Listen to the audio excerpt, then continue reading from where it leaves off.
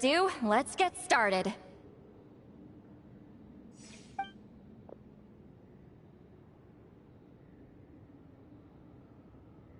I give offerings from the mystic smoke, the gift of stars on a moonless night, a wreath of dreams in the swirling wind. Glory be to the ruler of death. Fade, fade, fade. Thrice uttered, and thrice repeated. Whoa! Is this one of her magic spells? This whole place suddenly got cold. What's happening? Keep your voice down.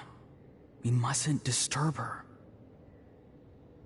We, the children of the Priest King, swear to abide by the ancient pact and tear through the veil of the Night Realm. I am Seedlali. Hear my command. I am the Shepherd of Doomsday. I am Akul Batil.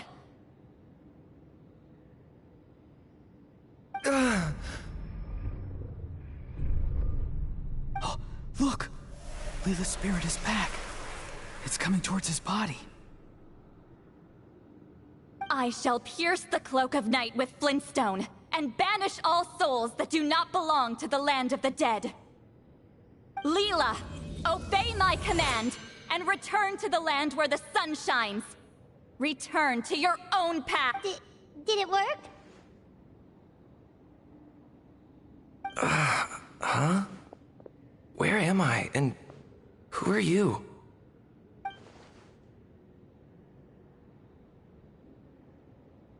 Whoa! Granny Eatsley! I mean, High Priestess Seedlali! Please have mercy!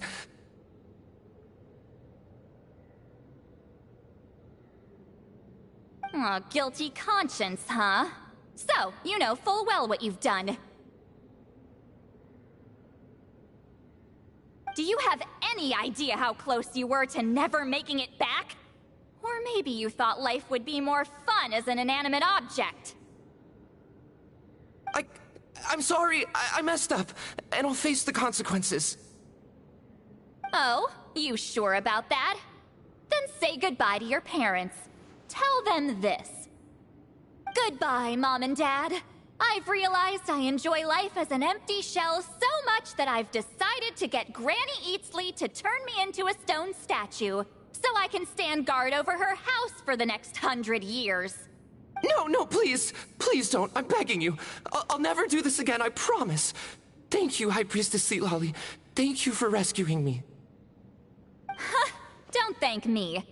Thank my grandson. If he hadn't sensed something was amiss, I wouldn't have bothered getting involved. You're more than welcome, Leela. And don't mind Granny. She's all bark and no bite. We're just glad that you're okay. Besides, someone tricked you into doing this, didn't they? That Kokchu guy. He's the real culprit here. No, Mr. Kokuchu had nothing to do with it. It was all my doing. Huh? Well, I mean, he suggested the method of using a powerful spirit relic as a medium, but it was my decision to go through with it. I wasn't coerced or anything. I'm sorry. I'm the one to blame. The brainwashing is strong with this one.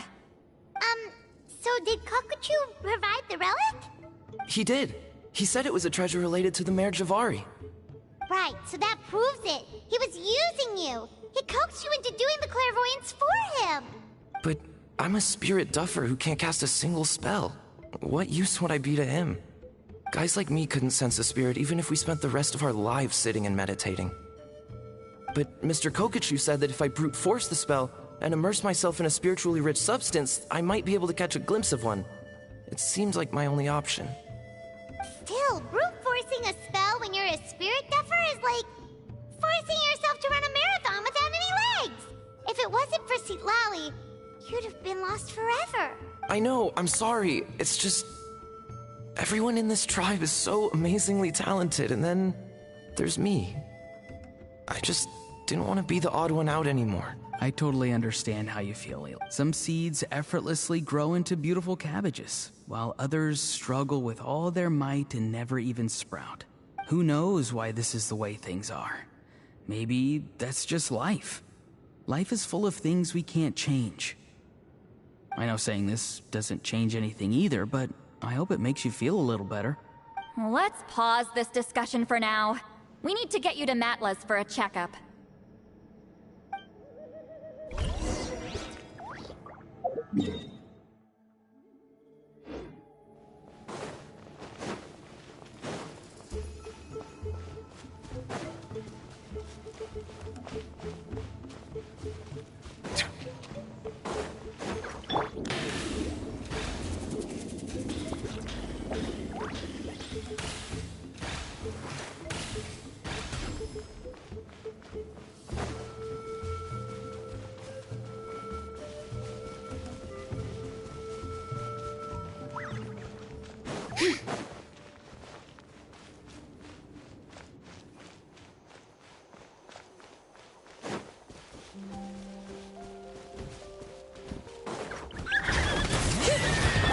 Settle down.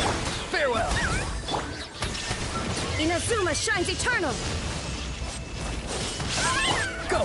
You're free now. Be sanctified.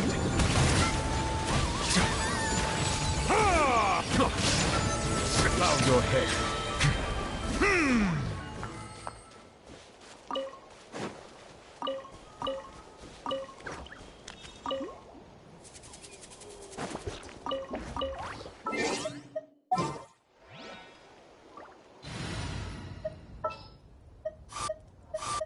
All right, let's head.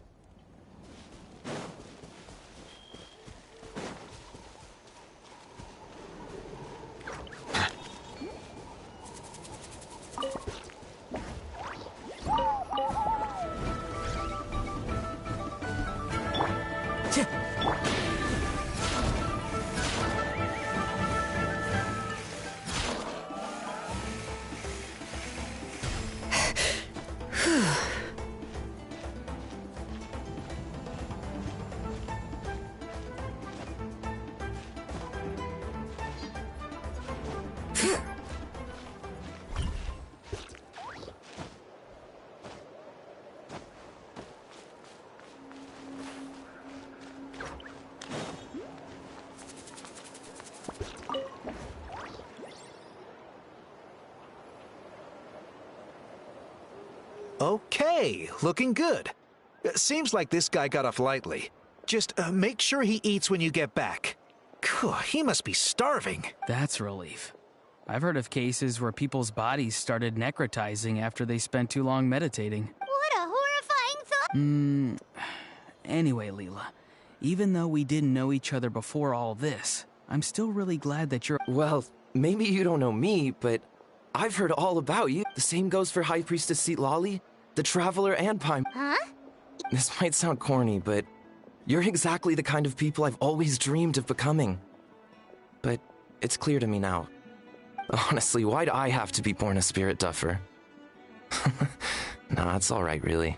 Auroron, I think you're right. It's just a fact of life. I promise I won't take another risk like this in the future. I've brought you more than enough. It's okay. There's— Hey, you little rascal. What are you talking about? Huh? What's wrong, High Priest? I said, look at me. Take a good hard look. Sense anything strange? Granny, what are you talking about? What do you think, Traveler? Another case of happy to help written on someone's face? Hold on. I think either my mind's playing tricks on me, or her entire body is an illusion.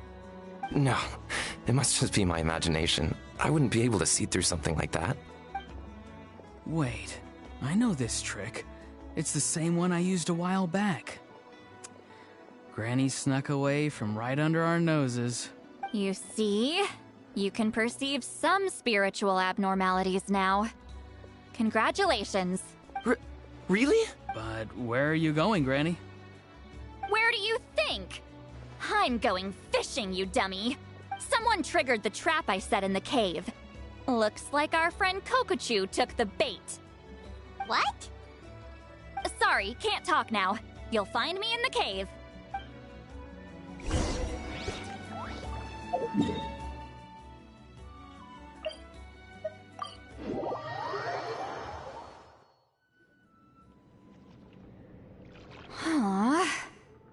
Don't believe believe it. He got away.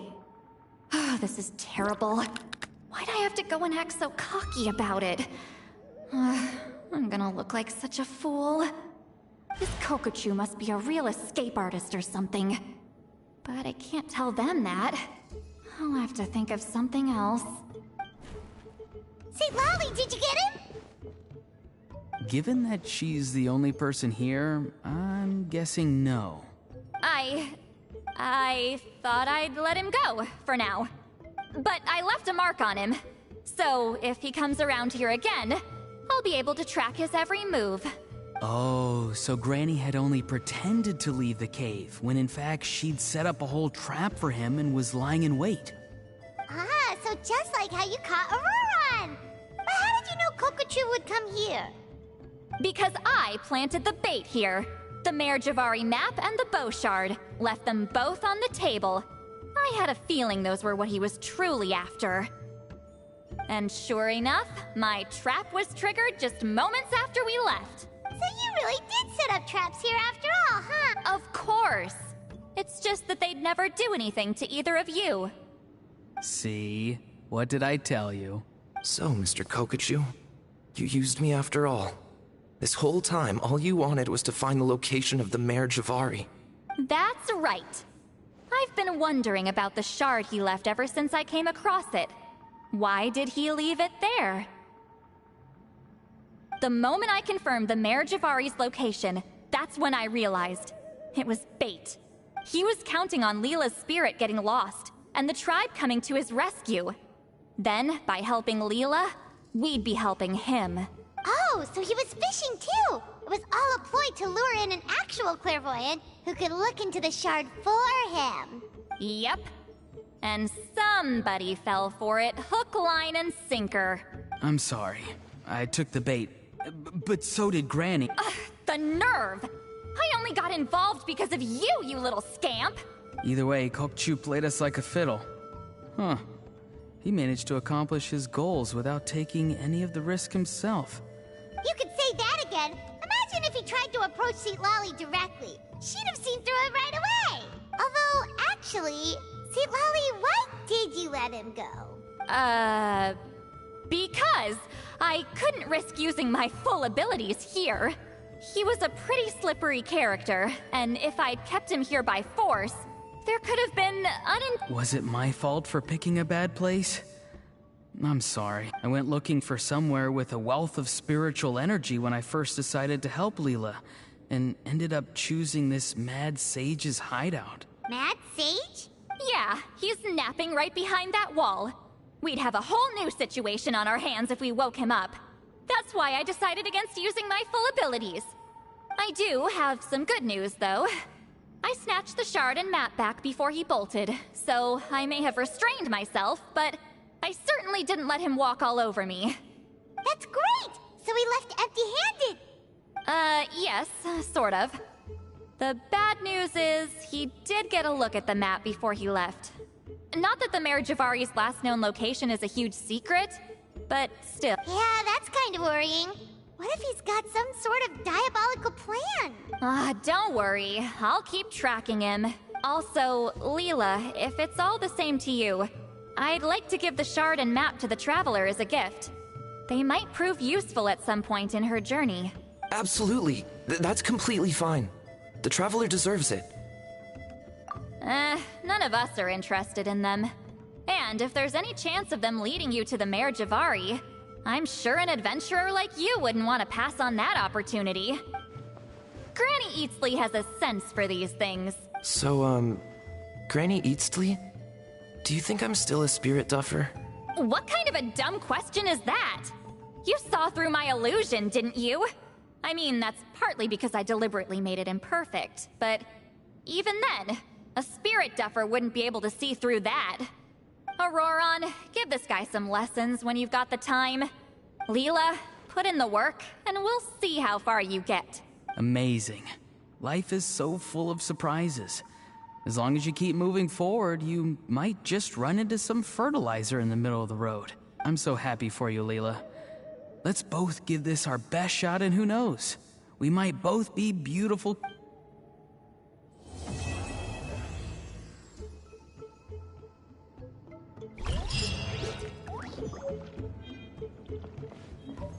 Thank you for These are for you.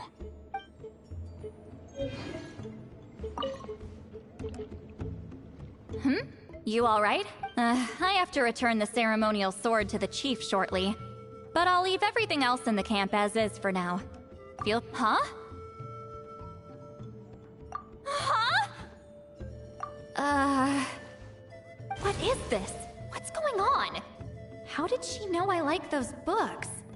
Has she been trying to find out what I'm into? No, that's ridiculous. Don't be silly. I bet Auroron sold me out. A little scamp. Still, she remembered. That's gotta mean something, right? Why am I... focus. She asked me a question. Sure, why not? I should have some time later. I'll let you know.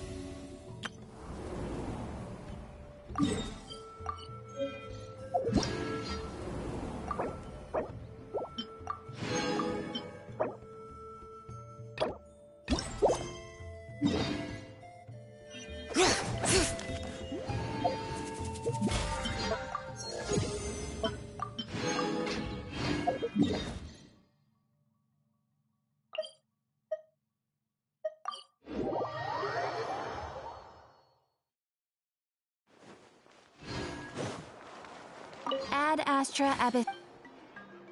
Thank you for complete. Ad Astra.